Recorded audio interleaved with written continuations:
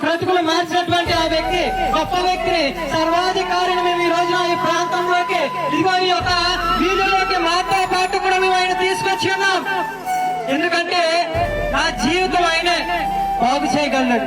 నా జీవితం ఈ రోజున మీ మధ్యలో నించున్నానంటే బైబిల్ పట్టుకొని ఈ రోజున ఇదిగో దేవుడి గురించి నేను చెప్పగలుగుతున్నానంటే ఈ పరిశుద్ధ గ్రంథం నా చేతిలో నేను పట్టుకున్నానంటే ఆయన ఇచ్చినటువంటి గొప్ప భాగ్యం ఏంటి తెలుసా?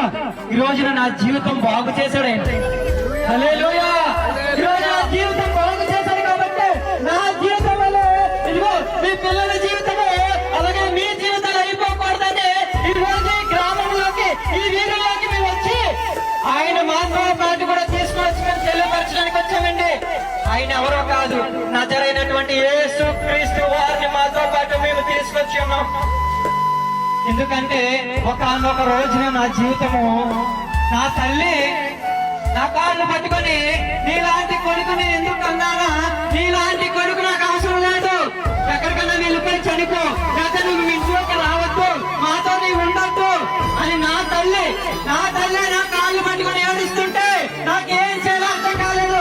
నా తల్లి వచ్చి నా కాళ్ళు పట్టుకొని సాష్టాంగం పడిపోయి కాళ్ళు రెండు పట్టుకొని గోరవని ఎక్కి ఎక్కి ఎక్కి ఏడుస్తుందామె. ఎందుకు ఏడుస్తుందంటే నా తల్లికి అంత భారం పెట్టి నా తల్లికి ఎక్కి ఎక్కి ఏడుస్తూ నా కాళ్ళు పట్టుకున్నటువంటి ఆ తల్లిని నేను ఎంత హింస పెట్టానో ఒకసారి ఆలోచించుకోండి. ఆ తల్లికి నేను ఎంత యొక్క దుఃఖాన్ని తెప్పించాను.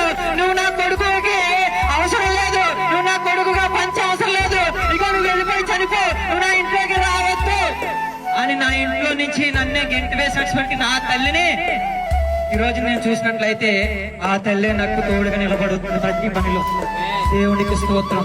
అందుకో తెలుసండి, దేవుని పనిలో ఇదిగో ఇలాగైతే నా స్థితిని ఈ రోజు మీకు చెప్పుకున్నట్లయితే అనేక మంది హృదయాలు కరిగించాలి, అనేక మంది హృదయాలను నశించిపోతున్నటువంటి ఆ చీకటి బంధకాల నుంచి వెలుతురులోకి తీసుకురావాలంటే నా లాంటి జీవితము ఇగో నన్ను జరిగినటువంటి యేసు క్రీస్తు వారు నన్ను లేవనెత్తుగా ఈ మాటలు మీరు ఆలకించినట్లయితే, మీ కుటుంబాన్ని మీరు సరి చేసుకున్నట్లయితే, మీ జీవితాన్ని మీరు సరి చేసుకున్నట్లయితే, మీ జీవితంలో మీ కుటుంబాన్ని మీరు దేవుని వైపు తిప్పుకున్నట్లయితే ఆయనే మీకు రక్షణగా ఉంటాడండి. ఈ రోజు ఆయన మాత్రమే నేను కాపాడేవాడు, ఆయన మాత్రమే నేను బ్రతికించేవాడు.